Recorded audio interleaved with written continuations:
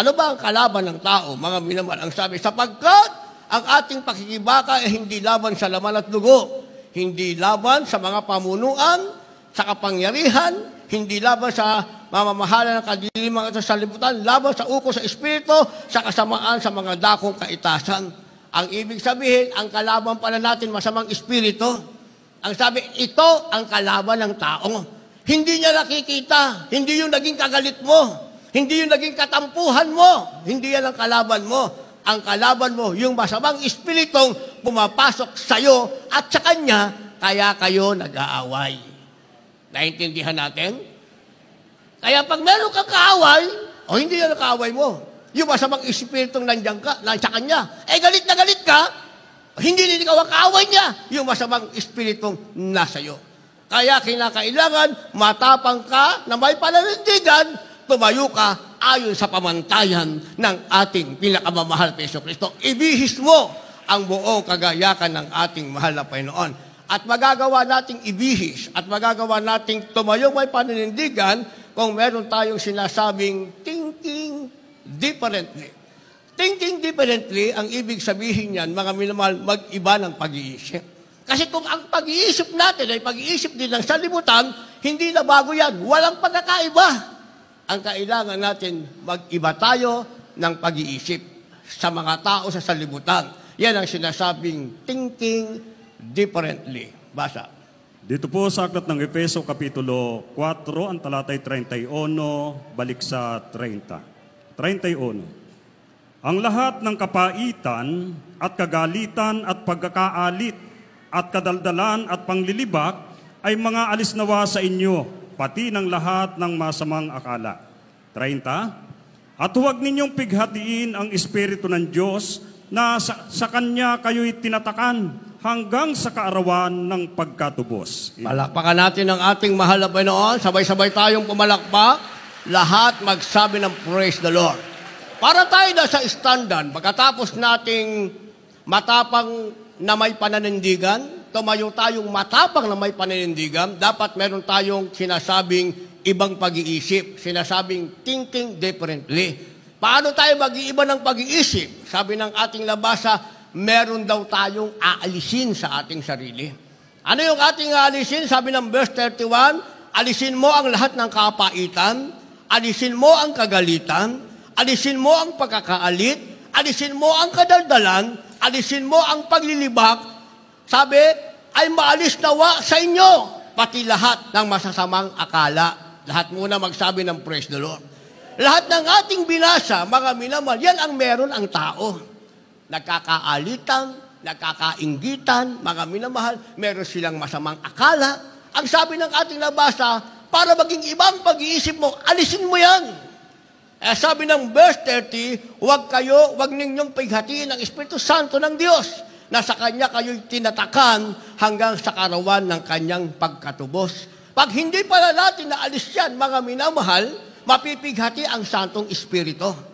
Ang sabi, huwag mong pighatiin, sapagkat ang Espiritu ng Diyos, yan ang itinatak sa'yo hanggang sa araw na tayo'y tubusin ng ating pinakamamahal na Panginoong Jesucristo.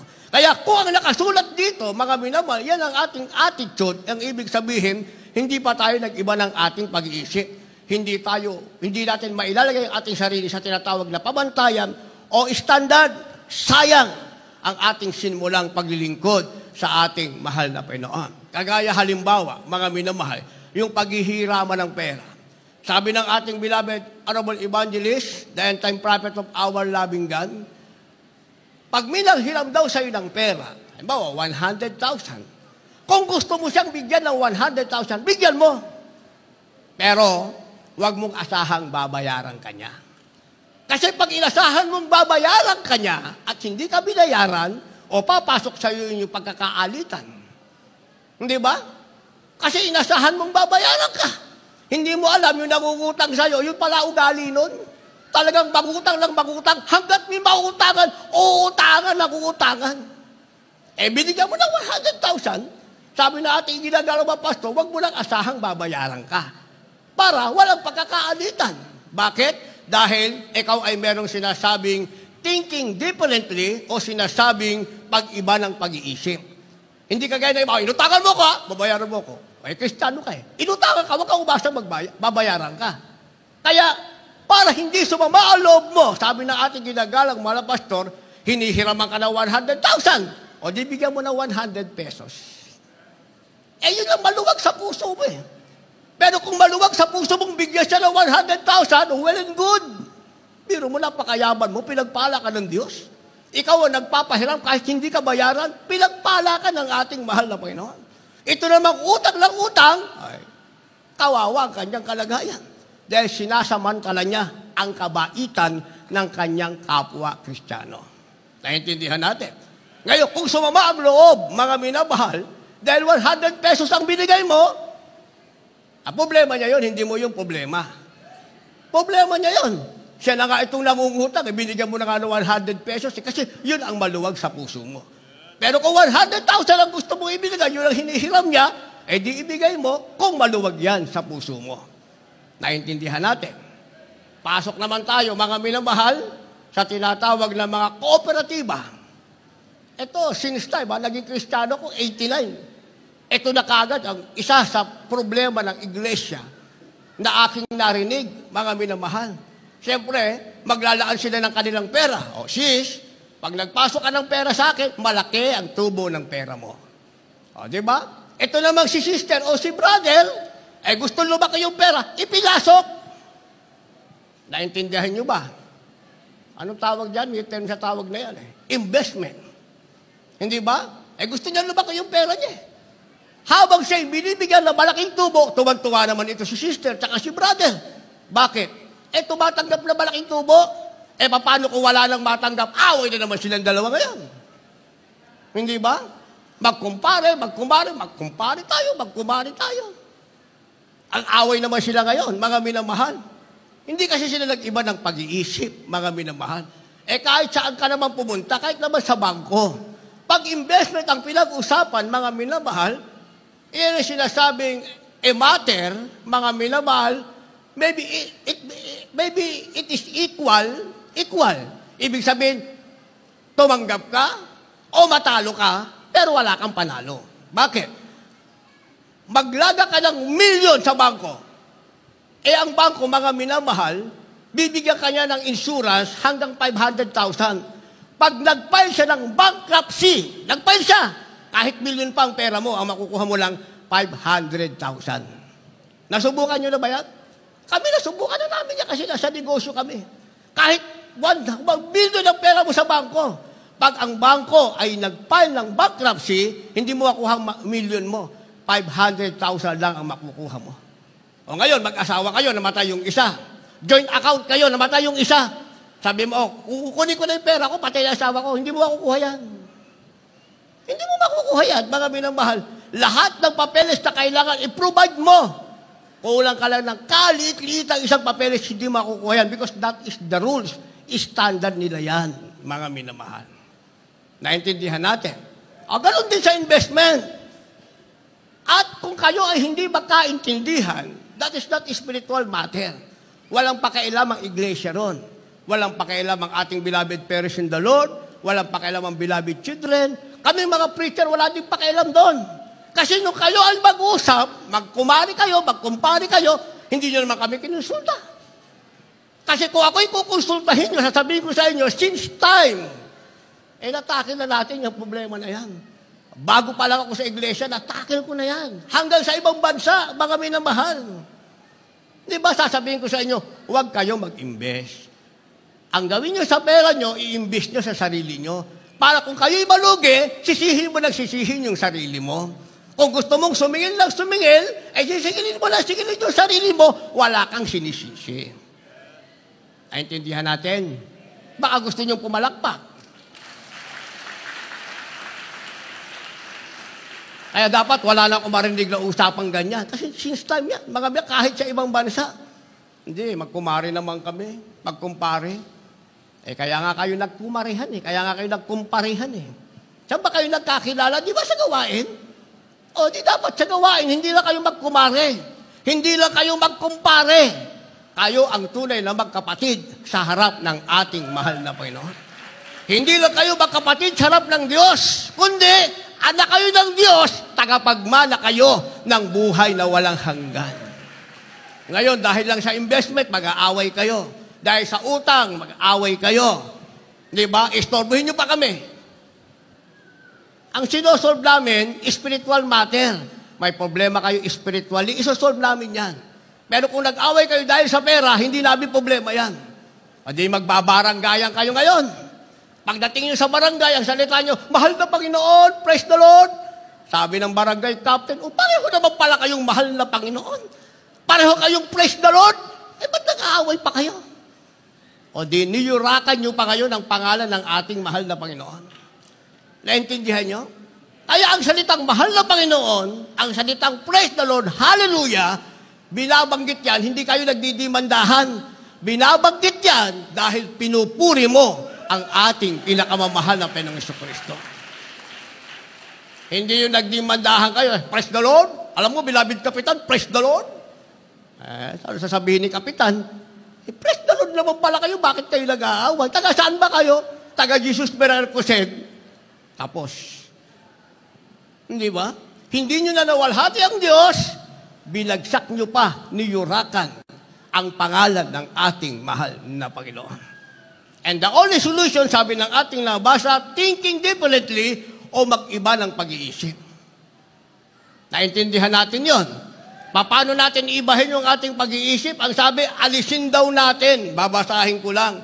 Alisin ang lahat ng kapaitan, kagalitan, pagkakaalit, kadaldalan, panglilibak. Sabi, ay maalis nawa sa inyo, pati lahat na masasamang akala. Palakpakan natin ang ating mahal na Panginoon.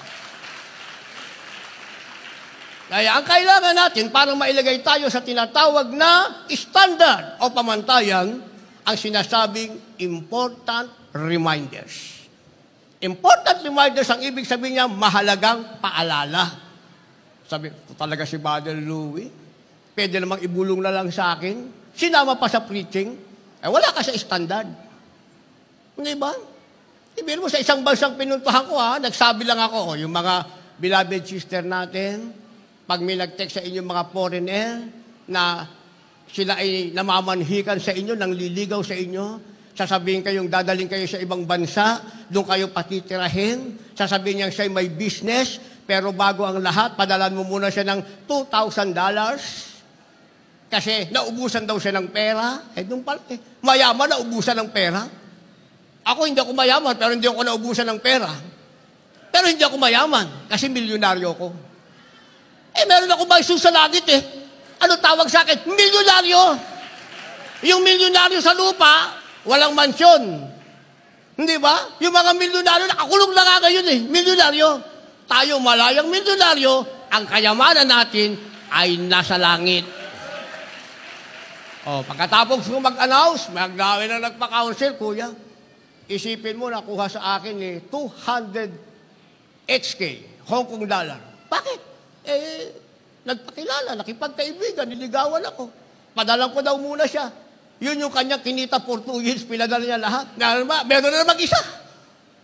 Dadalhin daw siya sa Amerika, kasi mayaman daw siya, may mga building daw sa Amerika. Kasi nagkaroon ng tinatawag na important reminders. Bakit? Ang pangangaral kasi, mga minamahal, 3 klase. Tapos sa ibang fellowship, walang paglago, walang kapangyarihan. Isa lang ang pangaral nila, puro pag-ibig. Ang Diyos ay pag-ibig, ang Diyos ay mapagpatawad. Kaya wala silang problema. Gumawa ka lang ng kasalanan. Ang kanilang doktrina, mga minamahal, gumawa ka lang ng kasalanan, huwag mong isipin, ang ginagawa mo yung kasalanan, hindi ka magkakasala. Tama ba yun? Gumawa ka lang daw ng gawa ng kasalanan, huwag mo lang isipin na ang ginawa mo yung kasalanan, wala kang kasalanan, hindi ka nagkakasala. Samantalang sa banal na kasulatan, mag-isip ka lang na masama sa kapwa mo. 1 John 3:15, ang ibig sabihin niyan, iniisipan mo siya ng masama, pinatay mo na siya. Automatically, you are a murderer. Nag-isip ka lang ng masama. Tumingin ka na may kahalayan sa opposite sex, sabi ng banal na kasulatan, mga minamahal, nangalunya ka na. Tumitingin ka pa lang na may kahalayan, wala ka pang ginagawa. Lalo na kung ginawa mo ng kasalanan. Pag ginawa mo ng kasalanan, that is the manifestation na ikaw ay nasa kasalanan. Naintindihan natin. Kaya, Ang pangaral, mga minamahal, may teaching, may rebuke, yan yung reminder, mga minamahal, ang kabuuan niyan ay pag-ibig. Kasi kung walang teaching, kung walang reminder, walang love. Pag merong teaching, may paalala, ang kabuuan niyan ay pag-ibig ng ating mahal na Panginoon. Basa. Dito po sa aklat ng Deuteronomio, Kapitulo 6, versikulo 6 hanggang 7. At ang mga salitang ito na aking inuutos sa iyo sa araw na ito ay sa inyong puso. At iyong ituturo ang buong sikap sa iyong mga anak. At iyong sasalitain tungkol sa Kanya pagka ikaw ay nakaupo sa iyong bahay. At pagka ikaw ay lumalakad sa daan. At pagka ikaw ay nakahihiga. At pagka ikaw ay bumabangon. Amen. Palakpakan natin ang ating mahal na Panginoon. Isipin mo, pati sa paghiga mo, pati sa pagbangon mo, dapat sasalitain mo ang salitang ito. Anong salita, mga minamahal? Ang salita ng Diyos, yan kasi ang nagpapaalala sa atin. Pag binasa mo ang banal na kasulatan, ang Diyos ang magsasabi sa iyo habang binabasa mo kung ikaw ay nasa tama o mali na ginagawa. Pag nakinig ka ng Ebanghelyo, malalaman mo rin kung ikaw ay nasa tama o mali ang iyong ginagawa. Pag nakinig ka ng patotoo, malalaman mo rin kung ikaw ay nasa tama o maling ginagawa. Ang ibig sabihin, ang bawat bahagi ng gawain ang siyang nagpapaalala sa iyo kung ikaw ay nasa tama o mali na ginagawa. Naintindihan natin? Kaya yun ang sinasabing kabuuan ng pangangaral. Merong sinasabing important reminders para kung ikaw may ay napahamak na o pinahamak ng iba, ang iba'y hindi mapapahamak at hindi ipapahamak ng iba dahil napakinggan nila ang important reminders o sinasabing mahalagang paalala. Palakpakan natin ang ating mahal na Panginoon. Kaya pag tayo ay nasa standard, mga minamahal, meron tayong tinatawag na true greatness. True greatness, ang ibig sabihin niyan, tunay na kadakilaan. Last verse, maghanda natin magpaawit, mga manugtong. Sa mga awit, 112, talatay 2, 3, talon sa 7, ganito po ang pagkasulat. Ang kanyang binhi ay magiging makapangyarihan sa lupa. Ang lahi ng matuwid ay magiging mapalad. 3, kaginhawaan at kayamanan ay nasa kanyang bahay. At ang kanyang katwiran ay mananatili magpakailanman. Isang malakas na palakpak sa ating mahal na Panginoon. Malakas na palakpak, sabay-sabay tayo sa ating uling talata. Lahat magsabi ng malakas na praise the Lord. O, ano ang meron tayo? Sinasabing true greatness o tunay na kadakilaan. Ano ang tunay na kadakilaan? Sabi ng ating laba sa mga minamahal, ang kanyang binhi ay magiging makapangyarihan sa lupa at ang lahi na matuwid ay magiging mapalad. Yung palang tunay na kadakilaan. Matuwid kang sinasabing mapalad, maging ang lahi mo ay magiging makapangyarihan sa lupa. Walang pwedeng bumuwag, walang pwedeng umape dahil ikaw ay nabubuhay na nasa standard o pamantayan ng ating mahal na Panginoon. Sabi ng verse 3, kaginhawahan at kayamanan ay nasa kanyang bahay. Anong nasa iyo? Hindi karamdaman, hindi sama ng loob, hindi kagalitan, hindi masamang akala. Ang sabi, ang nasa iyo ay kaginhawahan at kayamanan. Yan ang meron ka, sinasabing true greatness. Ano ba ang tunay na kayamanan? Ang kayamanan, hindi lang pera. Yung iba, pag sinabing kayamanan, wala naman akong pera. Sabi nung nagpatotoo nating mahal na kapatid kanina, mga minamahal, yung makita mo lang ang sarili mo, nandito ka, kayamanan mo na yan. Pagising mo sa umaga, wala kang karamdaman, kayamanan mo na yan. Pag nakauwi ka sa bahay, hindi ka napahamak, kayamanan mo na yan. Bakit sinasabing kayamanan? Nasa iyo ang lahat ng yan dahil nasa standard ka na lugod sa iyo ang ating pinakamamahal na Panginoong Jesucristo. Kaya ang kayamanan, hindi lang ang maraming pera. Sinasabi ko nga sa inyo di ba maraming pera kayo, nasa bilibid na. Di ba? May sariling mga jet. Malalaki ang kanilang mga bahay. Pagpasok mo sa loob, maliligaw ka. Hindi ka na makakalabas pa. Hindi ba? Samantalang tayo, simple lang ang ating buhay. Papasok tayo sa ating bahay-sambahan, uuwi tayo sa ating tahanan, maliit man o malaki ang ating tahanan, saan ang galing? pagpapala ng ating mahal na Panginoon. Kayamanan ang tawag diyan, mga minamahal. Sabi ng verse 7, siya hindi matatakot sa mga mangmang na balita. Ang kanyang puso ay matatatag na tumitiwala sa Panginoon. Kaya kahit sabihin pa nila, meron namang tinatawag na pandemic. Pandemic, para yan sa wala sa standard. Pero pag nasa standard ka, ang pandemic, pagpapala sa iyo yan ng ating mahal na Panginoon. Nagpatotoo natin kapatid kanina, walang baksin, mga minamahal. Walang baksin, lalong pinagpala ng mahal na Panginoon. Ang kanyang pagtaas at tungkulin sa trabaho, mga minamahal, hindi by step. Mula sa pinakabababa, talon kagad sa pinakamataas, pinagpala ng ating mahal na Panginoon. Itong ating bahay-sambahan, kaya sinasabi natin pinagpalang bahay-sambahan sa Marilao. Kailan ba ito na tayo, mga minamahal? 4 years ago na magkita-kita tayo kahit 5 wala kayo. Hindi ba? Ang malaki niyong problema, yung ating bahay-sambahan doon, wala namang ulan, may baha. Pag umulan, lahat ng planggana natin, timba, nandiyan sa bahay-sambahan. O, sino naging witness doon? Taas ang kamay. Yung witness. O, yung pala eh. Ngayon, meron ba timba dyan? Ang sarap nga ng upo nyo. De aircon pa kayo. Ang sarap nga ng upo nyo. Hindi ba? O kailan dito na tayo? Pandemic. Dinatna namin kayo. 4 years ago, wala kayo kahit 5. O di pinagpala tayo ng Panginoon. Sabay-sabay tayong nalalangin sa pangunang panalangin ng ating beloved President, the beloved whole Almeida family. Pandemic! May nagpahiram sa atin ng 9 million. Hindi naman tayo, sino naman tayo? Pati nga sa libutan, nagpahiram. Pinadala lang sa akin yung pipirmahan ko. O di nagpahiram million. O di ngayon, eto na ang bahay-sambahan natin. Kailan na tayo? Pandemic! Pinagpala tayo ng ating mahal na Panginoon. Pero kung gusto ko liwanagin, hindi 9 million ang halaga ng ating bahay-sambahan. Starting natin 9 million. Ang halaga ng ating bahay-sambahan, including all the facilities na nandyan na, mga accessories, mga ilaw natin, tubig, tatlo ang ang kontador natin. At tayo, mga minamahal, nasa 225 kVA yung ating transformer dyan sa labas, mga minamahal. Ang halaga ng ating bahay-sambahan, ito pa lang, hindi pa kasama yung kabila, 46 million ito, mga minamahal. 46 million.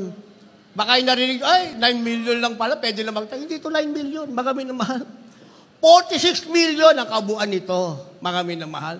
O saan nanggaling ang 46 million?